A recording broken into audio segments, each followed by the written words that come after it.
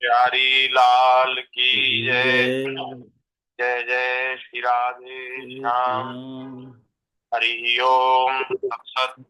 श्रीमते राय नमः।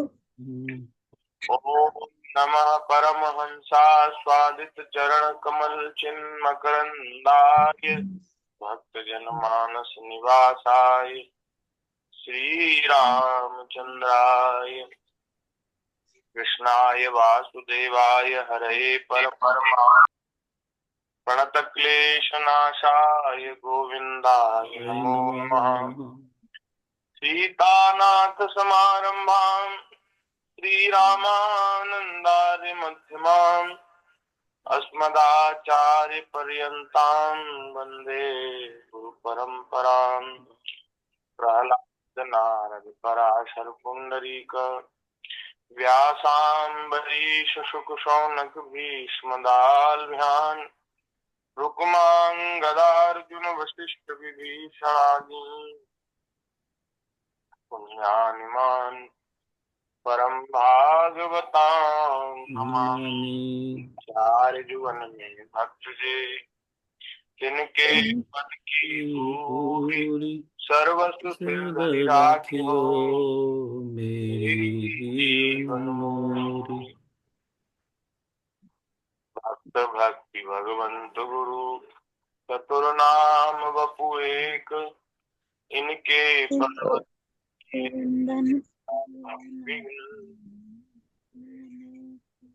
श्री राम जय राम जय जय राम श्री राम जय राम जय जय राम।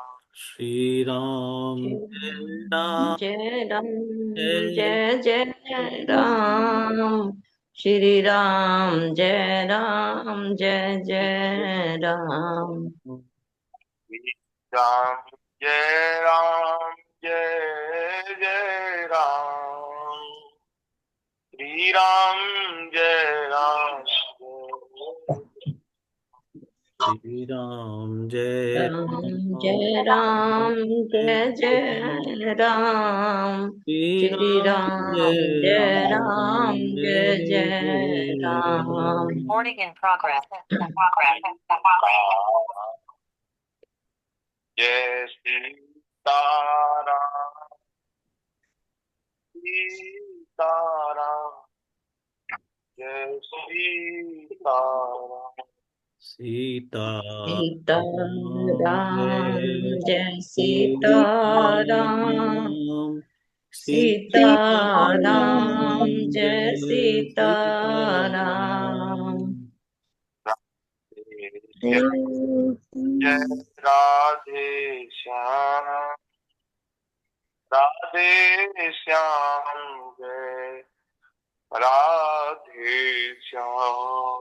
राधे राधे श्याम जय राधे श्याम राधे राधे श्याम श्याम जय राधे जय श्याम श्याम।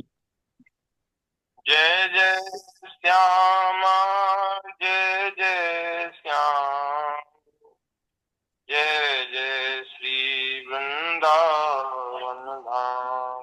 जय जय जय जय श्यामा जय जय जय जय श्याम जय जय जय जय श्री वृंदावन वृंदावन। धाम जय जय श्री ब्रजमंडल धाम। जय जय जय जय श्री श्री ब्रज ब्रजमंडल मंडल धाम।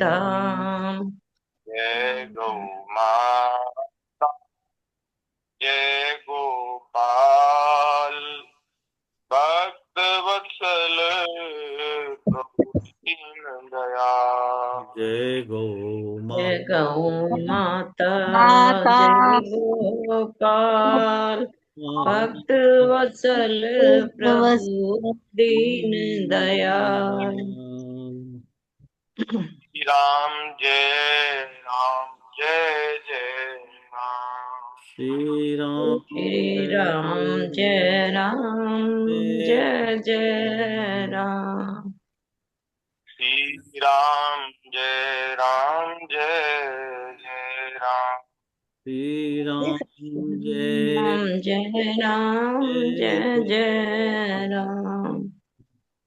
बोलिए रामचंद्र भगवान की जय। जय श्री वृंदावन बिहारी लाल की जय। जय श्रीमद् भागवत महापुराण की जय। जय श्री सुखदेव जी महाराज की जय। जय भगवान श्री वेदव्यास जी महाराज की जय। जय श्री सद्गुरुदेव भगवान की जय। जय सब संतन की जय। जय सब हरि भक्तन की जय। जय जगतजननी पूज्या गौ गौ माता माता की की जय। जय सत्य सनातन धर्म की धर्म की जय। जय जय जय श्री श्री राधे श्याम। राधे श्याम जय जय श्री सीताराम। जय जय श्री हर सीताराम हर हर महादेव की जय। हरि शरणम श्री शरणम नारायण नारायण नारायण। भक्त वांछा कल्पतरु भक्त वत्सल शरणागत वत्सल दीन बंधु दया सिंधु अकारण करुणा अरुणालय भगवान श्री वृंदावन बिहारिणी बिहारी जी की कृपा करुणा से हम सभी को मनुष्य जीवन का सर्वोत्कृष्ट लाभ सत्संग श्रीमद् भागवत जी की मंगलमयी कथा के माध्यम से प्राप्त हो रहा है। भागवत जी की कथा कहकर और सुनकर हम सभी लोग अपना समय सार्थक कर रहे हैं और अपने जीवन को धन्य बना रहे हैं। श्रीमद् भागवत जी में 84वें अध्याय की चर्चा हम लोग कर रहे थे। ये अवसर है जहाँ श्री कुरुक्षेत्र में जहाँ सभी यदुवंशी और कुरुवंशी और यहाँ ब्रज के भी सब गोप गोपियां सब इकट्ठे हुए एकत्रित हुए, तो वहां जब सब लोग बैठे थे तो वहां भगवान श्री कृष्ण का दर्शन करने के लिए, श्री बलराम जी का दर्शन करने के लिए ऋषि मुनि महात्मा सब आए। हमने पिछले दिन उनका सबका स्मरण भी किया, कौन कौन ऋषि आए भगवान के दर्शन की इच्छा से। तो भगवान ने जैसा आतिथ्य किया है, जैसा स्वागत किया है, उनका क्या कहना मरा है। स्वागत किस तरह से करना चाहिए है अपने पूज्य जनों का, गुरुजनों का, ये भगवान शिक्षा दे रहे थे। जी सीखने योग्य है, सीखने योग्य है महाराज। गुरुजनों में, संत जनों में कैसी श्रद्धा हो और कैसे हम उनका स्वागत सत्कार करें, कैसे सेवा करें।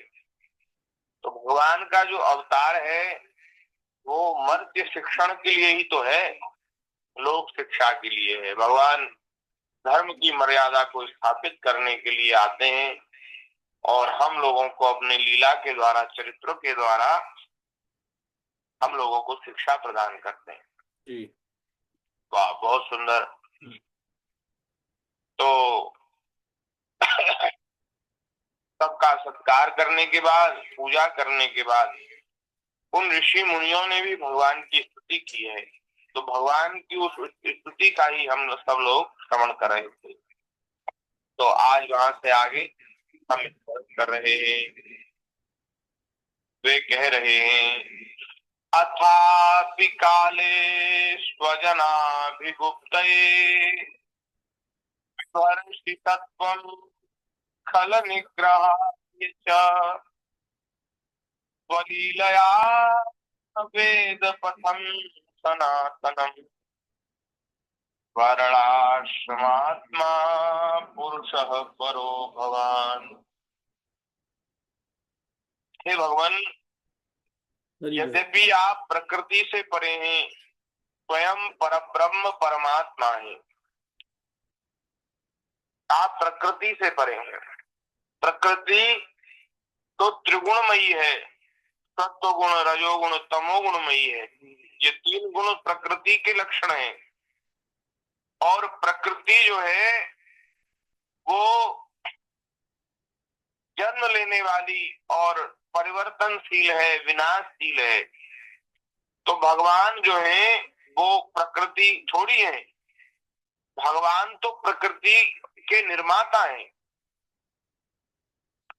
ये जो पृथ्वी, जल, अग्नि, वायु और आकाश, ये जो पांच तत्व हैं, ये इसी को प्रकृति कहते हैं। और इन पांचों तत्वों से, पांच भूतों से भगवान परे हैं।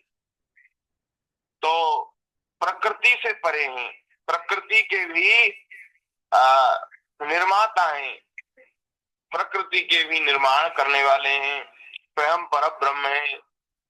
तथापि आप प्रकृति को स्वीकार करके, प्रकृति को स्वीकार करके और महाराज अपना विशुद्ध सत्वमय श्री विग्रह प्रकट करते हैं, लीला विग्रह प्रकट करते हैं। और वह लीला विग्रह, वह आपका अवतार आपके भक्त जनों की रक्षा और दुष्टों का दमन करने के लिए होता है। साधु, ब्राह्मण, गौ, इनकी रक्षा के लिए आपका अवतार होता है और दुष्टों का संहार करने के लिए अवतार होता है। और उस अवतार काल में आप सनातन वैदिक मार्ग की रक्षा करते हैं लीला के द्वारा, क्योंकि सभी वर्णों और आश्रमों के रूप में आप स्वयं ही, सभी वर्ण आप हैं और सभी आश्रम आप हैं। वर्ण चार होते हैं, आश्रम भी चार होते हैं, ब्राह्मण, क्षत्रिय, वैश्य, शूद्र, ये चार वर्ण हैं। ये चारों वर्ण भी भगवान ही हैं, इनके रूप में भगवान। और चार आश्रम हैं, ब्रह्मचारी और गृहस्थ, वानप्रस्थ और संन्यास, ये चार आश्रम हैं। तो चारों आश्रम, चारों वर्ण जो हैं, उन रूपों में आप ही प्रकट हैं। तो आप उस वर्णाश्रम धर्म की, सनातन वैदिक धर्म की आप रक्षा करने वाले हैं।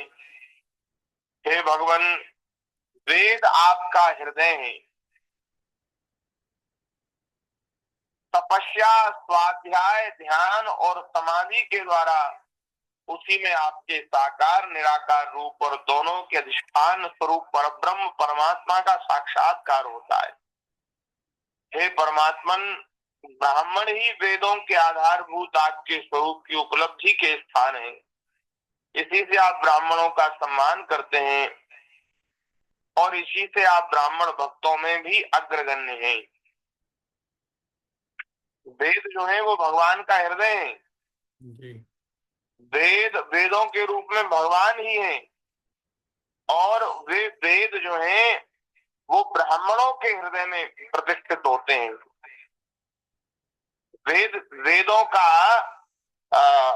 अध्ययन, मनन, चिंतन और उनका सार जो है ब्राह्मणों के हृदय में प्रकट होता है। इसलिए आप ब्राह्मणों का बहुत सम्मान करते हैं और आप ब्राह्मण भक्तों में भी अग्रगण्य हैं। भगवान के जैसा ब्राह्मण भक्त कोई नहीं। भगवान बड़े ब्राह्मण वत्सल हैं। गौ ब्राह्मण हिताय च जगद्दिताय कृष्णाय गोविंदाय नमो नमः। नमो ब्रह्मण्य देवाय गौ ब्राह्मण हिताय च। भगवान बड़े ब्राह्मण्य हैं। हे प्रभु, आप सर्वविध कल्याण साधनों की चरम सीमा है और संत पुरुषों की एकमात्र गति है। आपका दर्शन करके आज हमारे जन्म, विद्या, तप और ज्ञान सफल हो गए। वास्तव में सबके परम फल आप ही हैं, सबके फल आप हैं। जो भी हमने विद्या अध्ययन किया, हमारा ऊंचे कुल में जन्म हुआ, हमने तपस्या की और सब करके हमने ज्ञान प्राप्त किया, तो आज जो है सब कुछ करना सफल हो गया, क्योंकि सबका फल आपके दर्शन में ही निहित है। अध्ययनो जन्म साफल्यम विद्याया तपसो दृशः त्वया संगम्य सद्गत्या यदन्तः श्रेयसां परः। हमारे जीवन में जो भी शुभ कर्म हो भगवान की प्रसन्नता के लिए होना चाहिए, उससे भगवान प्रसन्न हो।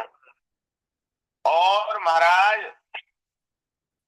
यदि भगवान के चरणों में प्रेम नहीं हुआ, भगवान की प्राप्ति की इच्छा नहीं जागी, तो समझना चाहिए कि जो कुछ शुभ कर्म हमसे हुआ है उसका फल हमें नहीं मिला।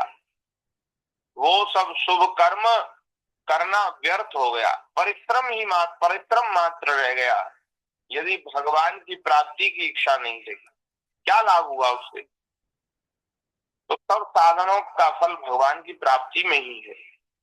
नमस्तस्मै भगवते कृष्णाया कुंठ मेधसे स्वयोग माया क्षण महिम्ने परमात्मने।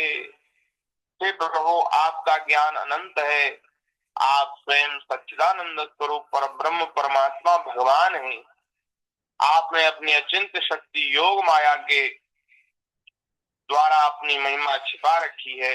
हम आपको नमस्कार करते हैं। हे प्रभु, ये सभा में बैठे हुए राजा लोग स्वयं आपके साथ आहार विहार करने वाले यदुवंशी लोग भी आपको वास्तव में जानते नहीं है।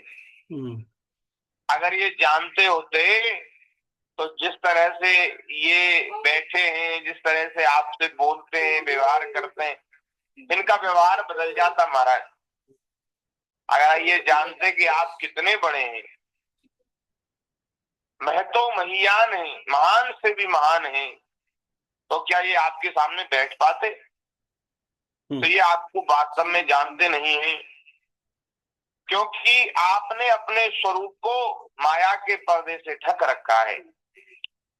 जब मनुष्य स्वप्न देखने लगता है, उस समय स्वप्न के मिथ्या पदार्थों को ही सत्य समझ लेता है और नाम मात्र की इंद्रियों से प्रतीत होने वाले अपने स्वप्न शरीर को ही वास्तविक शरीर मान बैठता है।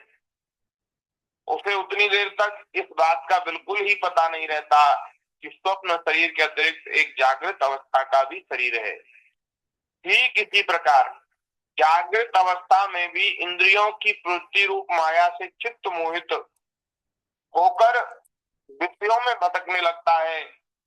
उस समय भी चित्त के चक्कर से विवेक शक्ति ढक जाती है और जीव यह नहीं जान पाता कि आप इस जागृत संसार से परे हैं। हे प्रभु, बड़े बड़े ऋषि मुनि अत्यंत परिपक्व योग साधन के द्वारा आपके चरण कमलों को हृदय में धारण करते हैं, और जब आपके चरण कमल हृदय में प्रतिष्ठित हो जाते हैं तो वे समस्त पाप राशि को नष्ट कर देते हैं और वे आपके चरणार बिंद गंगा जल के भी आश्रय स्थान है।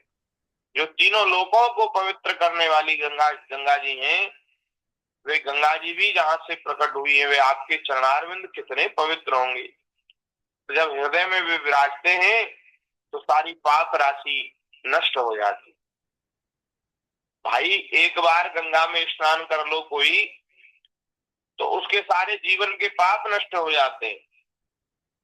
तो वे गंगा जी, जब इनकी इतनी महिमा है, तो जिन चरणों से वे प्रकट हुई है, वे चरण जिसके हृदय में विराजते होंगे, तो वहां कोई पाप भूले भटके भी रह सकता है क्या?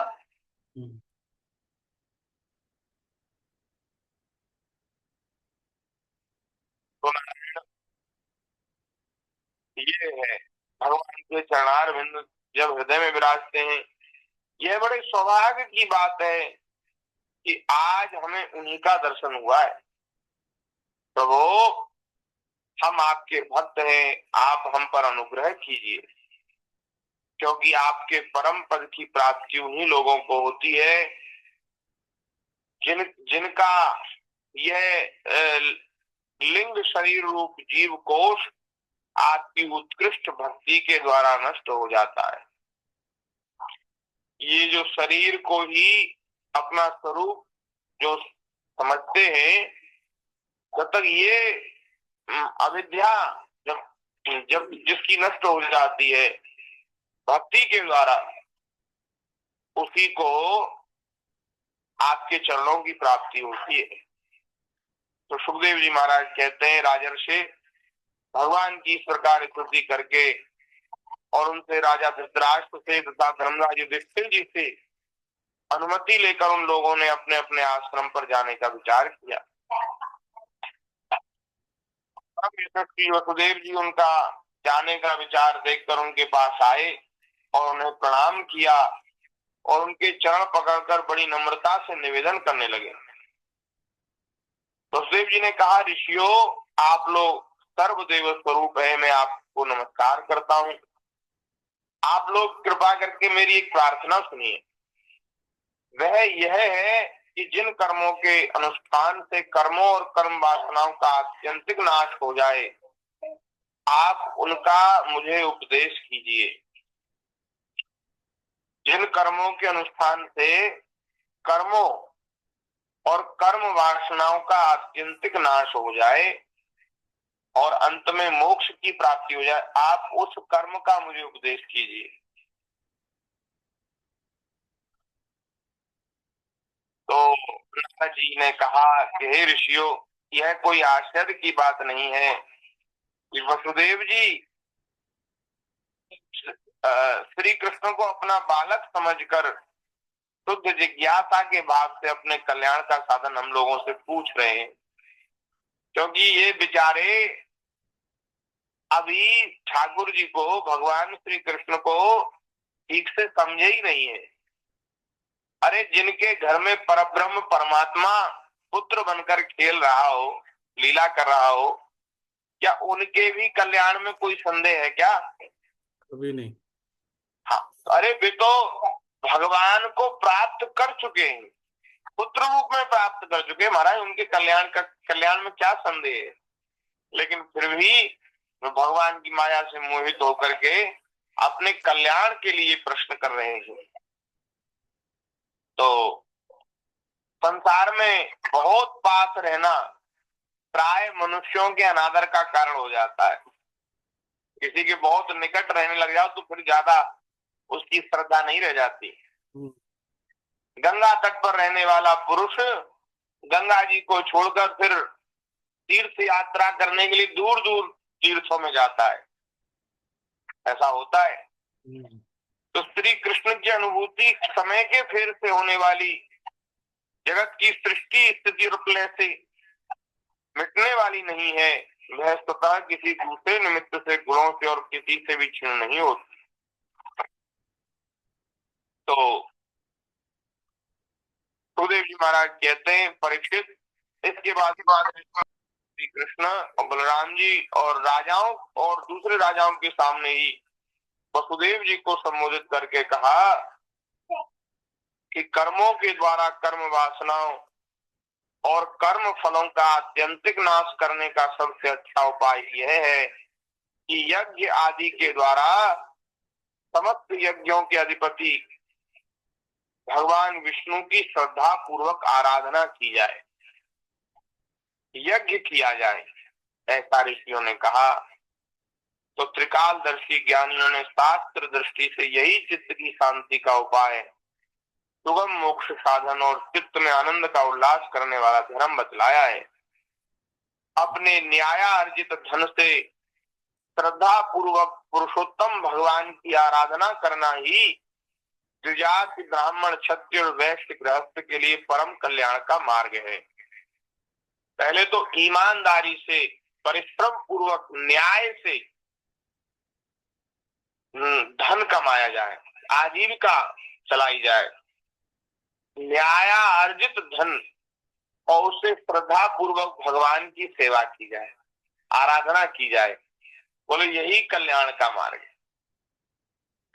ठाकुर जी की सेवा, पूजा और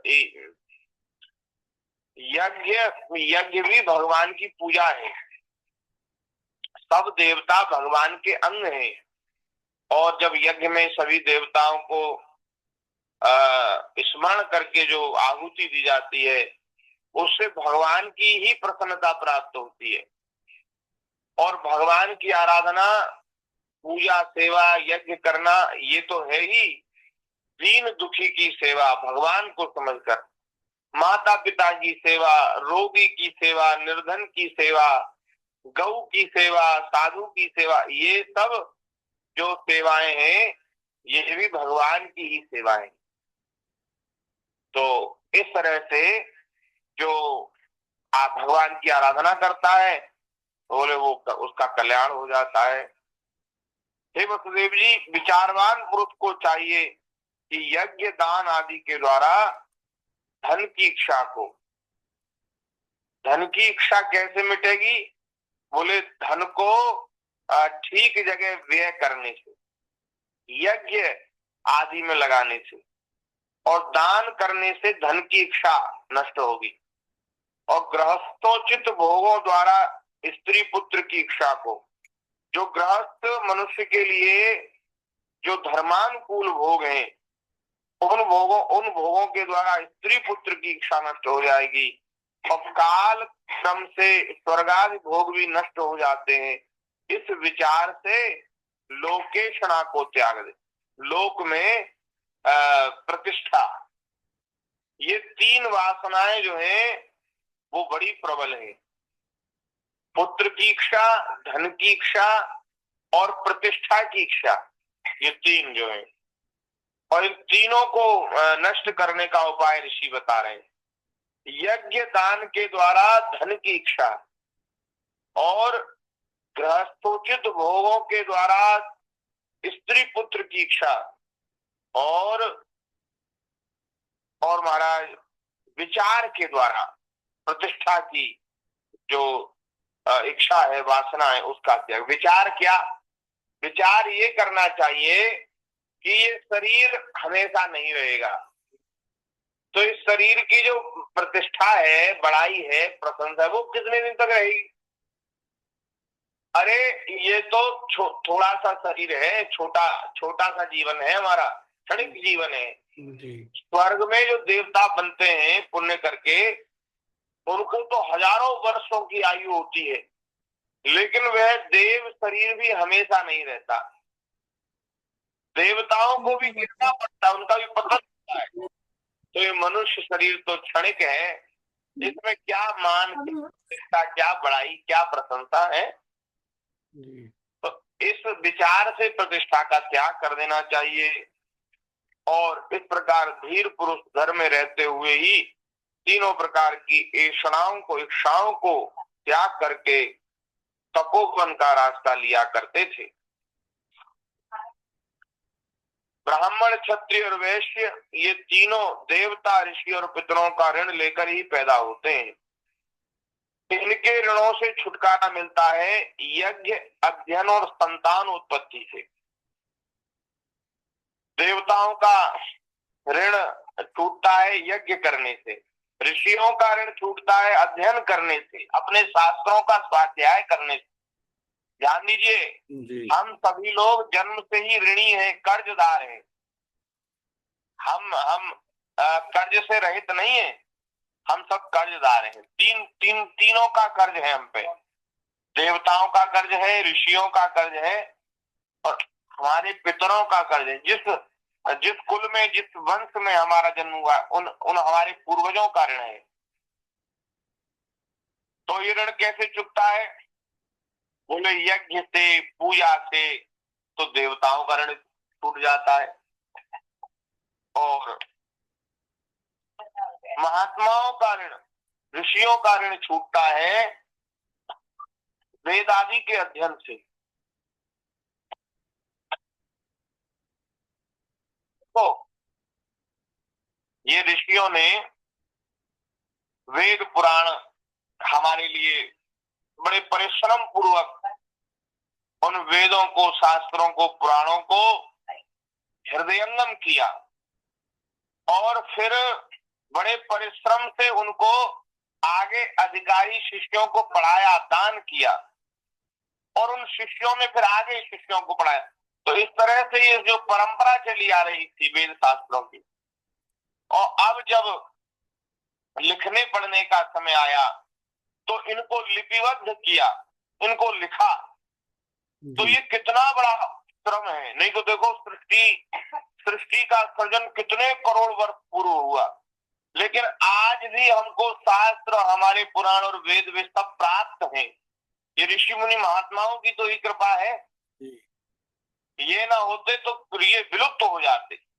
इन्होंने उस विद्या को अपने हृदय में संजो करके रखा और फिर समय आने पर अधिकारी शिष्य को दिया, और फिर आज हम लोगों को पुस्तकों के रूप में लिपिबद्ध होकर के सब प्राप्त है।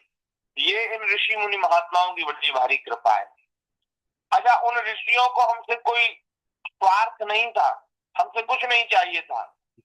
केवल और केवल यही भावना थी उनके हृदय में कि समय आने पर कोई जिज्ञासु व्यक्ति, जिसको संसार से छूटने की इच्छा होगी, जिसको ज्ञान प्राप्ति की इच्छा होगी, वह इन वेदों को पढ़कर, इन पुराणों को, शास्त्रों को पढ़कर अपनी जिज्ञासा को शांत करेगा और वह ज्ञान मार्ग का पथिक होगा, अध्यात्म मार्ग का पथिक होगा। तो उसको इन इन हमारी रचनाओं से बहुत लाभ मिलेगा। हमारे कल्याण के लिए उन्होंने इतना श्रम किया और हम लोगों को ये दिव्य श्री भागवत जी के जैसे, श्री महाभारत के जैसे, रामायण और भी जो अष्टादश पुराण हैं और जो 4 वेद हैं, इन ग्रंथों को उपलब्ध कराया हमारी कल्याण की भावना से। तो बताओ कितना ऋण है उनका हमारे ऊपर। देव ऋण, ऋषि ऋण, ऋषि ऋण। इन ऋषियों का बहुत ऋण है, महात्माओं का बड़ा ऋण है महाराज। तो ये ऋण जो है वो कैसे चुकेगा? वो ऋण चुकेगा शास्त्रों के अध्ययन से। जो व्यक्ति शास्त्रों का स्वाध्याय करता है, ऋषि मुनि उसको देख करके प्रसन्न होते हैं कि हमने जो मेहनत की थी वो सफल हो रही है, सार्थक हो रही है इसके रूप में।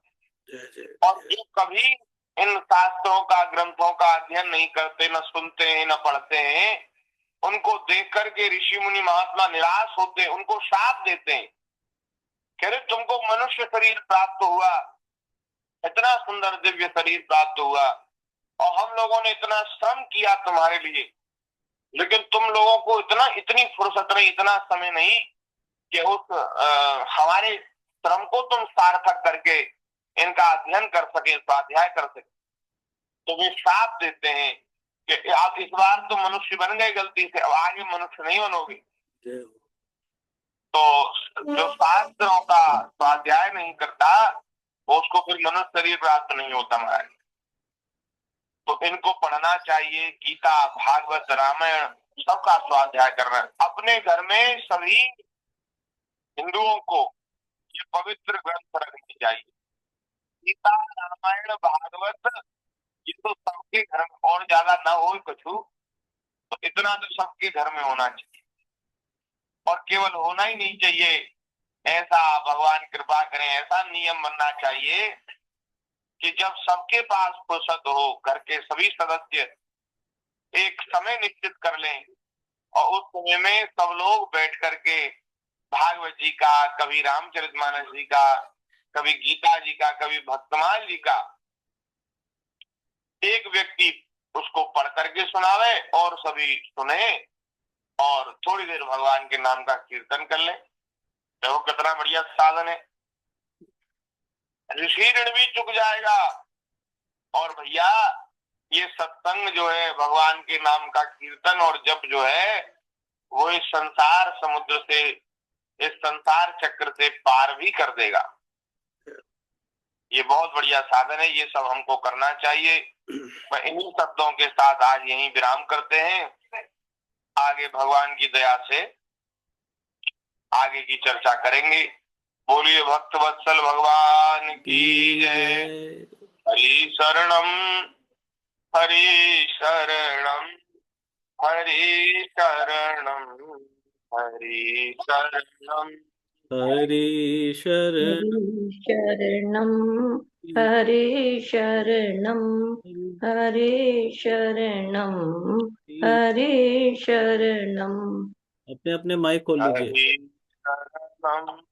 हरि शरणम हरि शरणम हरि शरणम हरि शरणम हरि शरण हरि शरणम हरि शरणम हरि शरणम हरि शरणम हरि शरणम हरि शरणम हरि शरणम हरि हरि शरणम हरि शरणम हरि शरणम हरि शरण हरि शरणम हरि शरणम हरि शरणम हरि शरणम हरि हरि शरणम हरि शरणम लाल